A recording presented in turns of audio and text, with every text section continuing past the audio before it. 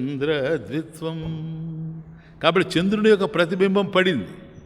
అది కదులుతూ ఉందంటే నీళ్లు కదులుతూ ఉన్నాయి కనుక, నీళ్లు కదులుతూ ఉన్నది కనుక చంద్రుడి యొక్క ప్రతిబింబం కదిలినట్టుగా తెలుస్తూ ఉందే కానీ వాస్తవంగా చంద్రుని యొక్క బింబం కదలడం లేదు. బింబమే కానీ ప్రతిబింబం కాదు. చంద్రుడు బింబమే కానీ ప్రతిబింబం మాత్రం అయ్యేందుకు లేదు.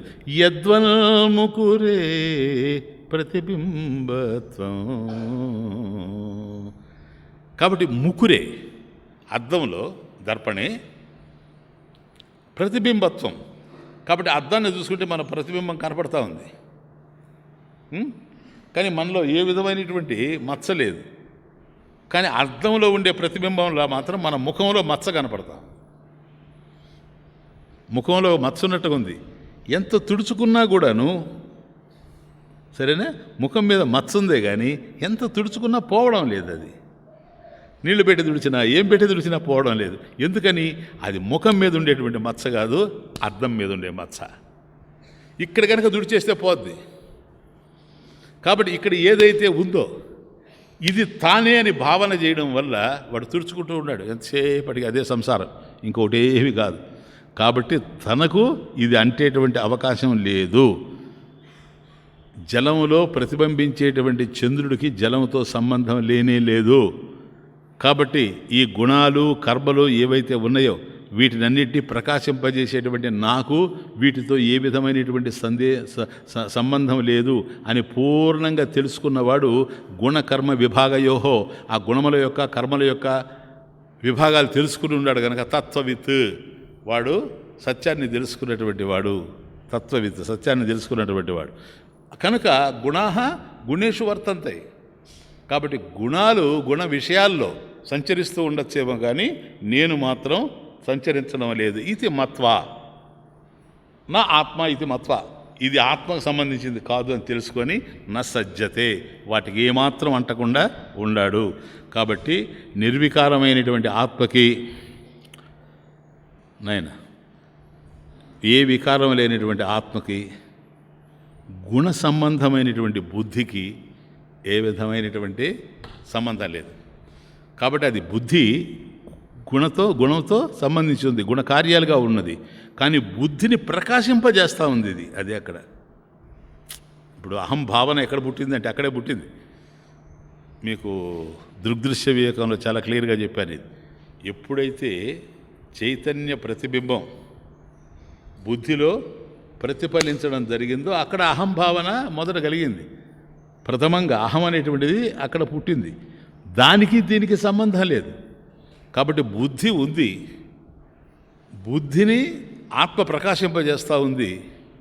భావన బుద్ధిలో ఉంది.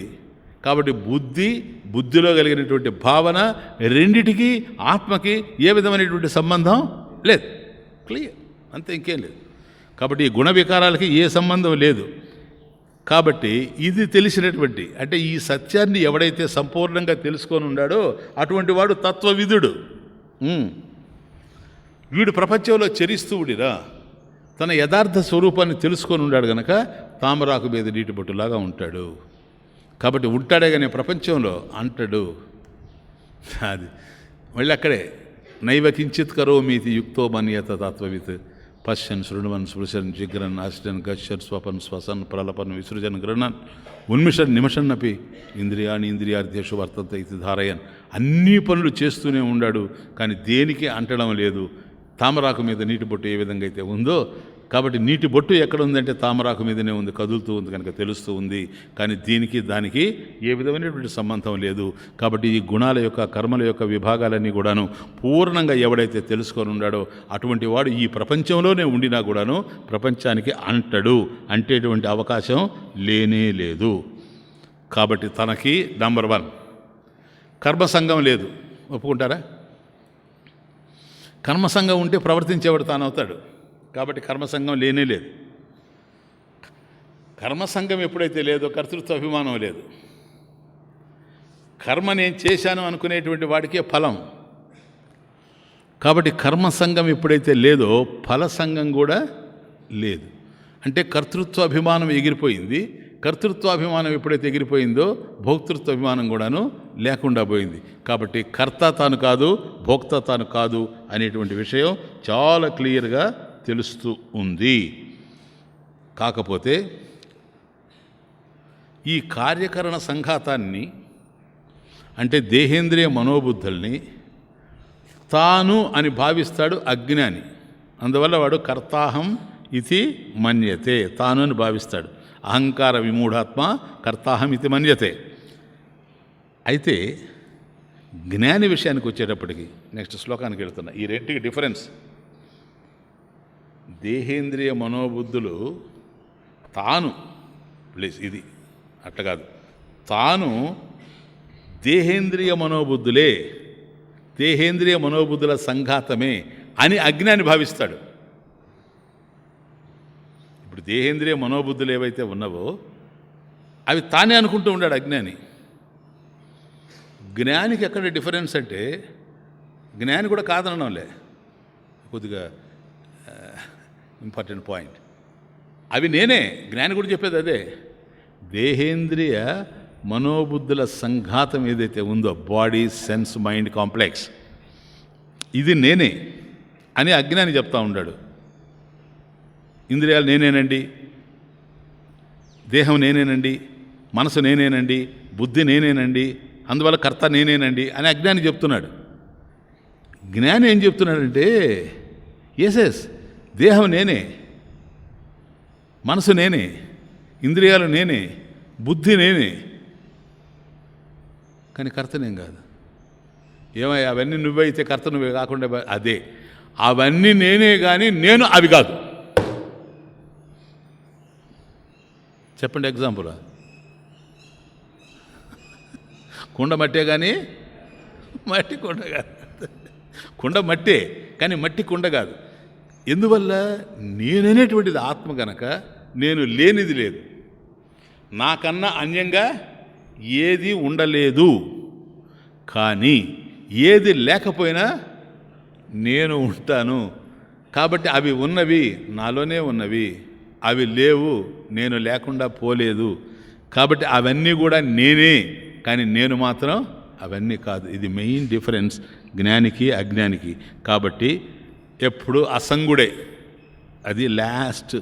న సజ్జతే, న సజ్జతే, శక్తిం న కరోతి, ఆసక్తిం న కరోతి.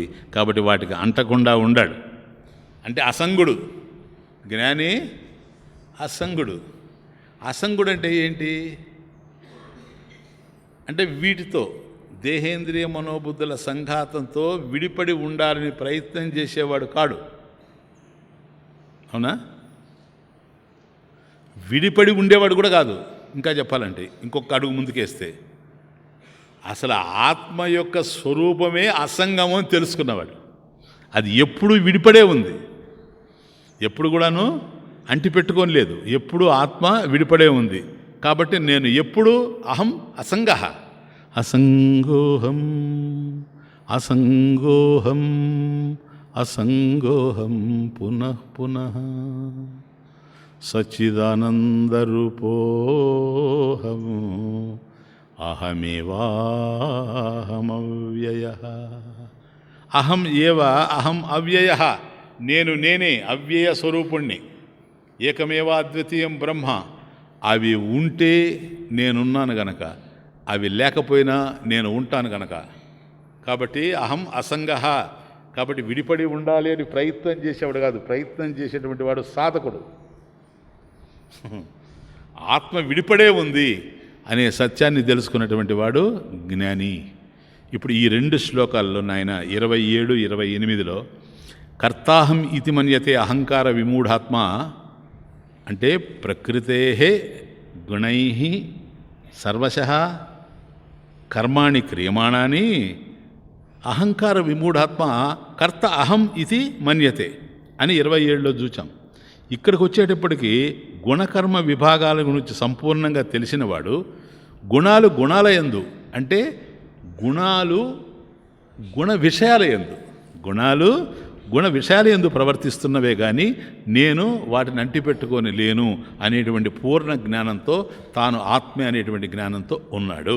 కాబట్టి ఇప్పటికి మనకు ఇటు అజ్ఞాని విషయం తెలిసింది, జ్ఞాని విషయం తెలిసింది. నెక్స్ట్ శ్లోక ఈ ఇద్దరి విషయం తెలిసింది కనుక ఇప్పుడు మళ్ళీ ఒక సజెషన్. ప్రకృతేర్గుణ సమ్మూఢా సజ్జంతే గుణకర్మసు తాన కృత్స్నవిదో మందాన్ కృత్సవిన్న విచాలయేత్. ఇది 29వ శ్లోకం. మీరు 26వ శ్లోకం చూస్తే న బుద్ధిభేదం జనయేత్ అజ్ఞానాం కర్మసంగినాం. దానికి ఈ శ్లోకానికి పెద్ద డిఫరెన్స్ లేదు, కానీ కొద్ది ఉంది. ఆ ఉన్నదే కాస్త ఎక్కువగా ఉంది. ఏంటంటే కర్మసంగినాం అజ్ఞానం. ఎవడైతే కర్మలలో ఇరుక్కుపోయి ఉన్నాడో అజ్ఞాని, అటువంటి వాడిని నా బుద్ధి భేదం జనయేత్, వాడి బుద్ధిని జ్ఞాని కలతబెట్టకూడదని 26వ శ్లోకంలో చూచాం. క్లియరా? సేమ్ అదే ఇది. ప్రకృతే గుణ సమ్మూఢా అంటే ప్రకృతే గుణై సమ్యక్ మూఢా సమ్మూఢా ఇది. ప్రకృతే గుణై సమ్మూఢా సజ్జంతే గుణకర్మసు. గుణాలయందు కర్మలయందు ఆసక్తి కలిగి ఉంటాడు. కాబట్టి ఎవడైతే ప్రకృతి గుణాల చేత మోహితుడై ఉంటాడో అటువంటి వాడు గుణకర్మలయందు ఆసక్తుడై ఉంటాడు. తాన కృత్స్న విధ మందాన్. అటువంటి వాణ్ణి అంటే ఎటువంటి వాడు గుణ సమ్మూఢా సజ్జంతే గుణకర్మసు వీటి అందే ఉంటాడు. ఏ విధంగా? తాన్ అకృత్స్న విధ కర్మపరమాత్ర దర్శన. అది అంటే వయం కర్మ కుర్మః ఫలాయ ఇది. వయం కర్మ కుర్మః, మేము కర్మ చేస్తాం. దేనికోసం చేస్తాము? ఫలం కోసం చేస్తాం. వయం కర్మ కుర్మః, కర్మ చేస్తాం. దేనికోసం చేస్తామంటే ఫలం కోసమే చేస్తాం. కాబట్టి కర్మఫలమాత్ర దర్శన, కేవలం కర్మఫలాలే కావాలనుకునేవాడు. చూసారా? ఇటువంటి వాడు అజ్ఞాని. కాబట్టి అకృత్స్న విధ, పైగా మంద ప్రజ్ఞాన్, మంద బుద్ధి కలిగినటువంటి వాడు, మూఢుడు ఎవడైతే ఉండాడో అతన్ని కృత్స్నవిత్ అంటే ఎవరు? వాడు అకృత్స్నవిత్ అజ్ఞాని, కృత్స్నవిత్ జ్ఞాని. అంటే కృత్స్నవిత్ అనేవాడు ఆత్మవిత్, స్వయం ఆత్మవిత్. ఆత్మవిత్ జ్ఞానం కలిగినటువంటి వాడు నా విచాలయేత్, అతన్ని కలతబెట్టకూడదు, చెలింపచేయకూడదు అని. కాబట్టి ప్రకృతే గుణై సమ్యక్ సమూఢా. కాబట్టి ప్రకృతి గుణాల చేత ఎవడైతే సమ్మోహింపబడి ఉన్నాడో అజ్ఞాని, వాడిని మాత్రం ఎట్టి పరిస్థితుల్లో, ఎందుకని? అకృత్స్న విధ కనుక వాడికి ఎంతసేపు కర్మఫలాలే దృష్టి. నేను ఏ కర్మ చేస్తున్నాను అంటే గుణాల చేత మోహితులైనటువంటి వాడు ఫలాల యందు ఆసక్తితో కర్మల యందు నిమగ్నమై ఉంటాడు. వాడికి కావాల్సింది కర్మఫలమే. సరేనా? కర్మఫల భోక్తవాడు. ఎంతసేపటికి నాకు ఈ కర్మ చేశాను, అది కావాలి ఇది కావాలనుకుంటాడు. కారణం ఏంటంటే అల్పజ్ఞుడు, సర్వజ్ఞుడు కాదు, అల్పజ్ఞుడు. కాబట్టి అల్ప విద్వాంసుడు. అకృత్స్న విధ మంద బుద్ధి అంటే మంద ప్రజ్ఞాన్ అని.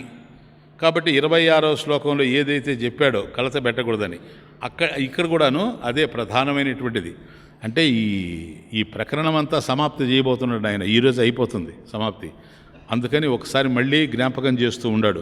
నీకు ఎంతైనా తెలియని ఈ విషయాలు, ఇవి తెలిసాయని చెప్పి మందబుద్ధి కలిగినటువంటి వాడిని, అజ్ఞానిని నువ్వు ఎట్టి పరిస్థితుల్లో కలత పెట్టద్దు. ఎందుకని? అజీర్ణపు రోగికి నువ్వు అన్నం పెట్టే కొద్దీ వాడికి రోగం పెద్దదైపోతుంది, టాక్సిక్ మ్యాటర్ ఎక్కువ తయారవుతూ ఉంటుంది. కాబట్టి ఎప్పుడైతే వాడికి అజీర్ణం ఉందో వాడికి నువ్వు ఆహారం ఎక్కువగా పెట్టడానికి అవకాశం లేదు. కాబట్టి వీడు అకృత్స్న విధ గనక, మందాను గనక, మంద ప్రజ్ఞానం గనక, అటువంటి వాడికి అంటే అర్హత లేని వాడికి ఆత్మజ్ఞానానికి సంబంధించిన విషయాన్ని కనుక బోధిస్తే దానివల్ల వాడికి మేలు జరగకపోగా కీడు జరిగేటువంటి ప్రమాదం ఉంది, పొంచి ఉంది. కాబట్టి అటువంటి వాడికి మాత్రం ఎట్టి పరిస్థితుల్లో కలత పెట్టకూడదు. ఏదో ఫస్ట్ ఫారం వచ్చాడు, సెకండ్ ఫారం వచ్చాడు, డింగ్ డాంగ్ బెల్ అంటున్నాడని వాడికి ఏదో ఇంగ్లీష్ తెలుసని వాడిని తీసుకొని వచ్చి ఒతెల్లో నాటకం కనుక బోధిస్తే ఎట్లా ఉంటుందో అట్లాగే ఉంటుంది. వాడు మాట్లాడేది ఇంగ్లీషే కాదనడం లేదు, డింగ్ డాంగ్ బెల్లే అది, సరేనా? కాబట్టి ఆ రైము చెప్పగలడే కానీ వాడు అంతకు మించి ఇంగ్లీష్లో వాడికి పరిజ్ఞానం లేదు. అటువంటి వాడికి షేక్స్పియర్ ఒతెల్లో నాటకం చెప్తే ఎట్లాగైతే ఉంటుందో అట్లాగే ఈ మంద ప్రజ్ఞాన్ ఎవడైతే ఉన్నాడో, మంద బుద్ధి కలిగినటువంటి వాడు ఎవరైతే ఉన్నాడో, అకృత్స్న విధ ఎవడైతే ఉన్నాడో, ఎందుకంటే వాడికి ఫలాల మీదనే దృష్టి, కర్మఫల భోగమే ప్రధానంగా ఉన్నాడు కనుక వాడిని ఎట్టి పరిస్థితుల్లో కలతబెట్టకూడదు. అంటే చంచల స్వభావం, అది మందబుద్ధి అంటే చంచల స్వభావం, అంతే కదా. ఇప్పుడు ఫలం కోసం ఎప్పుడైతే చూచాడో వాడు చంచల స్వభావమే. ఈ ఫలం గొప్పదే, ఆ ఫలం గొప్పదే, అది గొప్పదా, ఇది గొప్పదా, దీనికన్నా అది గొప్పదే, అది సంపాదిస్తామా, ఇది, ఈ విధమైనటువంటి ఫలాకాంక్ష వాడిలో ఎక్కువగా ఉంటుంది. కాబట్టి అటువంటి వాడిని కర్మల్లో ఉంచాలనే కానీ కర్మల నుంచి విరమింపజేయకూడదు అనేది పాయింట్ ఇక్కడ. వాడిని కలత పెట్టడం అంటే ఏమని కలత పెడతావు నువ్వు? ఇప్పుడు సత్యం చెప్పి కలత పెడతావు వాడిని, అంతకన్నా ఇంకేమైనా ఉందే? కానీ వాడు కర్మల్లోనే ఉండాలి అంటాడు. కారణం ఏంటి? ఫలం, ఫలాసక్తి ఉంది కదా. అందుకని నువ్వు ఆత్మను గురించి వాడికి చెప్పావనుకో, వాడు అడుగుతాడు ఇది తెలుసుకుంటే ఏమొస్తుంది అంటాడు, నాకేమొస్తుంది అంటాడు.